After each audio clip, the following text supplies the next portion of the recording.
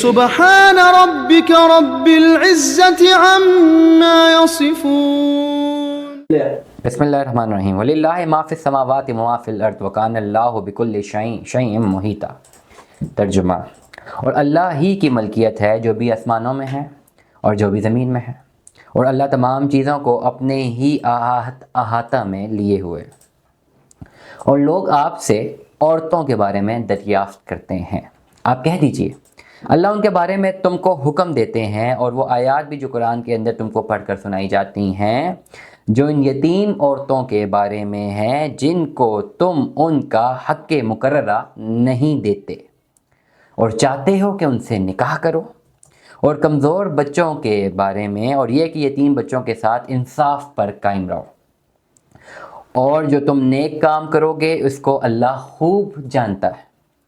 اور کسی عورت کو اگر اپنے شوہر سے بد دماغی اور لاپرواہی کا غالب احتمال ہو تو دونوں کو کوئی گناہ نہیں ہے کہ دونوں باہم صلح کر لیں، اور یہ صلح بہتر ہے. اگین اس کو ریپیٹ کریں گے. اور کسی عورت کو اگر اپنے شوہر سے بد دماغی اور لاپرواہی کا غالب احتمال ہو تو دونوں کو کوئی گناہ نہیں ہے کہ دونوں باہم صلح کر لیں، اور یہ صلح بہتر ہے. اور طبیعتیں تو بخل کی طرف مائل ہوتی ہیں. اگر تم نیکی کرو اور اللہ سے ڈرو تو اللہ تمہارے سب کاموں سے خوب باخبر ہے.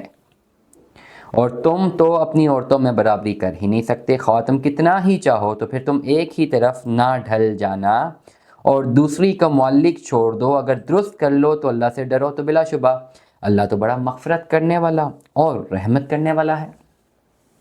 اگر دونوں میاں بیوی جدا ہو جاویں تو اللہ اپنی وسعت سے ہر ایک کو بے فکر کر دے گا، اور اللہ تو بڑی وسعتوں کا مالک ہے اور بڑی حکمتوں والا ہے. اور اللہ ہی مالک ہے ان سب چیزوں کا جو بھی آسمان میں ہے اور جو بھی زمین میں ہے. اور ہم نے واقعی ان لوگوں کو حکم دیا تھا جن کو تم سے پہلے کتاب ملی تھی اور تم کو بھی کہ اللہ سے ڈرو، اور اگر تم ناشکری کرو گے تو اللہ ہی مالک ہے ان سب چیزوں کا جو آسمانوں میں ہے اور جو زمین میں ہے. اور اللہ کسی کا محتاج نہیں ہے. سب تعریفات کا سزاوار اللہ ہی ہے. سب تعریفات کا سزاوار اللہ ہی ہے. صدق اللہ العظیم. اللہ تعالیٰ ہمیں اس پر عمل کرنے کی توفیق عطا فرمائے.